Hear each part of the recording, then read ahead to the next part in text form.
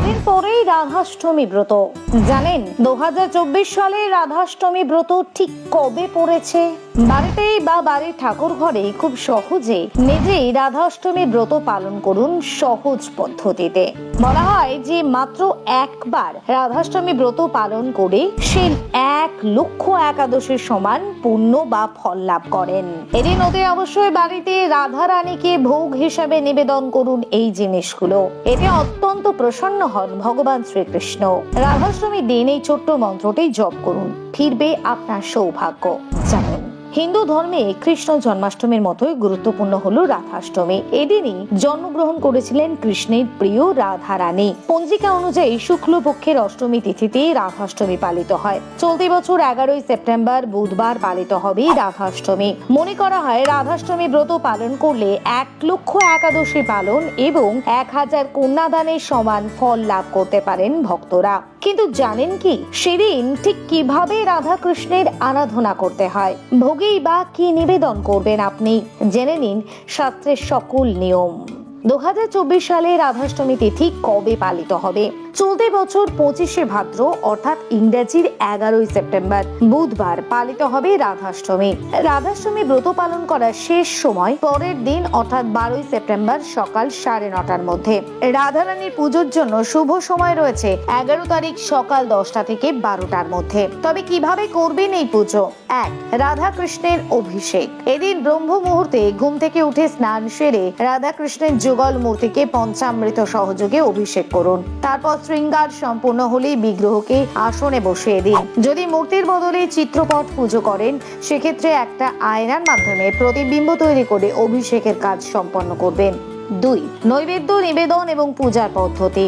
রাধাষ্টমীর পূজার উপাচার খুব সাধারণ। ফুল ফল, সাধারণ কিছু নৈবেদ্য, মিষ্টি ইত্যাদি সহযোগে আপনারা রাধাকৃষ্ণকে ভোগ নিবেদন করতে পারেন। তবে অবশ্যই ভোগে তুলসী পাতা দিতে ভুলবেন না। তুলসী পাতা না থাকলে সেই ভোগ অসম্পূর্ণ বলে বিবেচিত হবে। 3.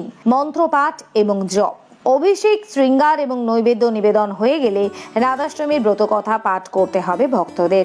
বাজারে যে কোনো দোকানে আপনারা এই ব্রতকথা কিনতে পারেন।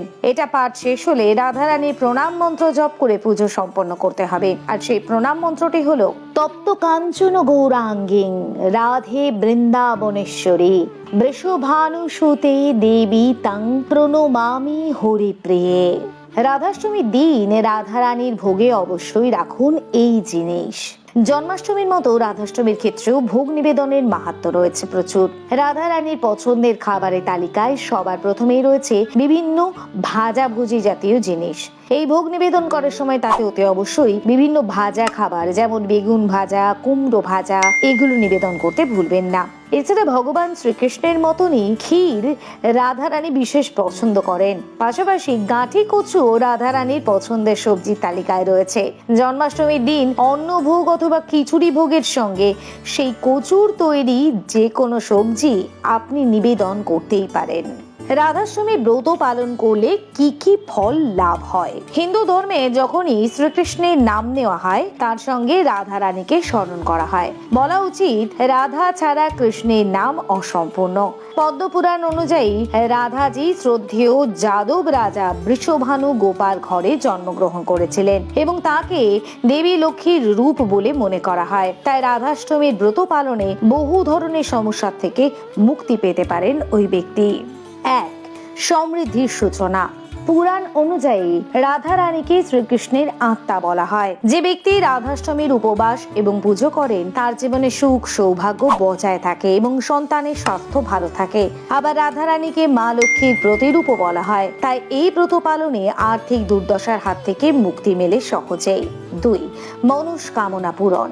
কথিত রয়েছে একটি রাধাষ্টমী ব্রত পালন করলে 1,00,000 একাদশী তিথি এবং 1000 কন্যাদানের সমান ফল লাভ হয়।